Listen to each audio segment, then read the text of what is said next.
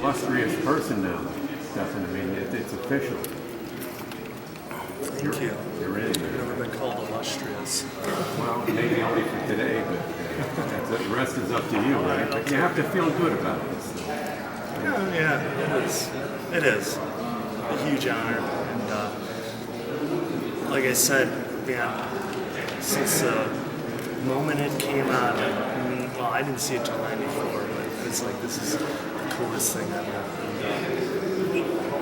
I never dreamed that I'd be a part of it, and just making it on season 1 of all of them. I could have died happy then. That was quite an honor.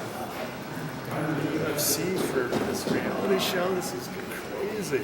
I'll probably just get my ass kicked, but man, I can do my best, and I'm gonna make it entertaining. Did it bother you that some people questioned your induction? Well, it just, personally, I could give a damn, but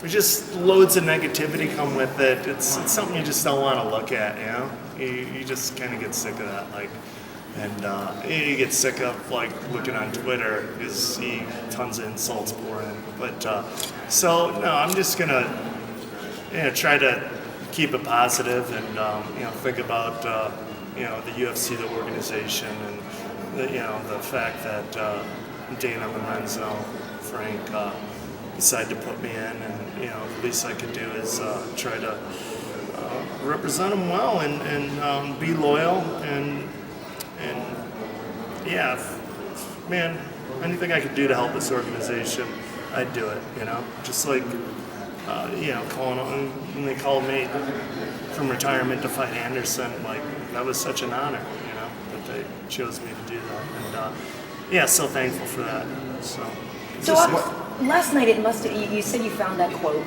and you said it was fitting, and you had to look up omnipotent and all that, but were you last night thinking about this moment, and it sounds like you must have really been somewhat introspective if you were looking at quotes to sum up how you feel about the situation? Yeah, because I remembered vaguely that quote. I think I'd seen it a long time ago, but I had it all wrong.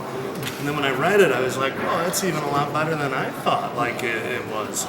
This is a much better quote than the screwed up version I had in my head. So, but omnipotent, what's that again?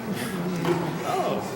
So you think you'll be remembered, though, for your persistence then? Is that the message you were trying to get across? Is that while you've had these highlights and, there's been some bumps in the road? No, I just know me. I'm honest with myself, and that's it. It's not like, I've been this all-star my whole life and, this great athlete and whatnot. No, it's just really back to the Pee Wee wrestling days. I wasn't that good. I was kind of big and a late bloomer, so I was white with baby fat and mostly wrestling these Mexicans with hair on their chests and veins coming out everywhere and whooping my ass. But man, no one ever pinned me. I'd bridge off my back for the whole match, and later people would be like, why didn't you just get pinned? You look like you were in pain out there. You fought that whole time off your back, and just, I don't know.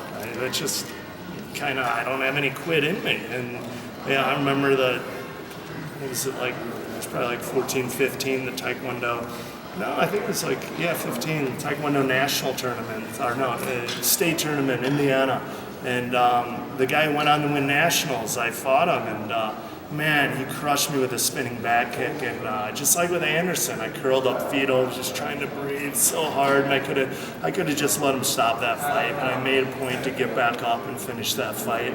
And same thing, fast forward to 2001 Golden Gloves boxing tournament. It was the semifinals round.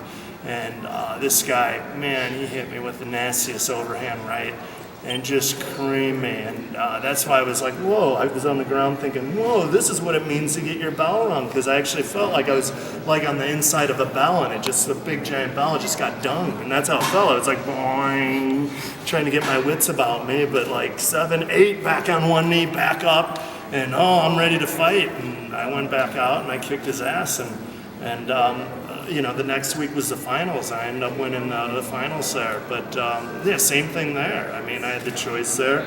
I was hurt, obviously. All I had to do is stay down 2 more seconds and the fight would have been over. But just that quit isn't in me, and same thing.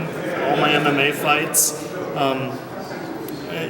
all the boxing matches I had after that too. In 2004, I did the Nationals tournament, and same thing, man. I went out there outclassed. I had like a dozen fights. Most of the guys at Nationals have 50 to 100.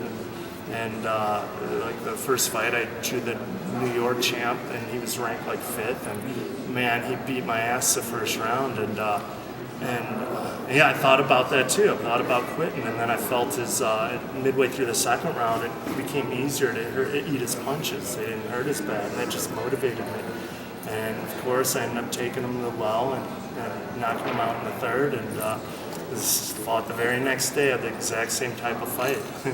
Took that guy out in the third after getting my ass kicked the first half of the fight, and then the next day, the same thing. And I was so sore and beat up that day. I was content with losing a competitive decision. Like I was tying the guy up, running around, but I just kept thinking to myself, boy, if I win tonight, tomorrow I'll just have to fight an even tougher guy. Like, I'm so beat up, and so that's what I meant by it. I just, there's something to be said for that quote from Calvin Coolidge about nothing more common than unsuccessful genius or be people blessed with talent, but really it's the persistence that pays. And really, like, I got this far. I'm in the Hall of Fame now, and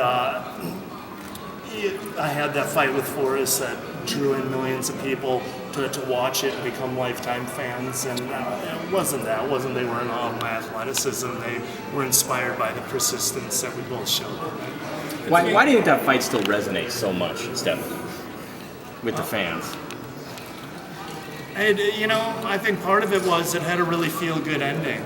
They saw two guys just give it all on their bloody messes and fight with every last ounce of energy they had. And then afterwards, Dana came in and offered both of them contracts. We're kind of both goofy and funny.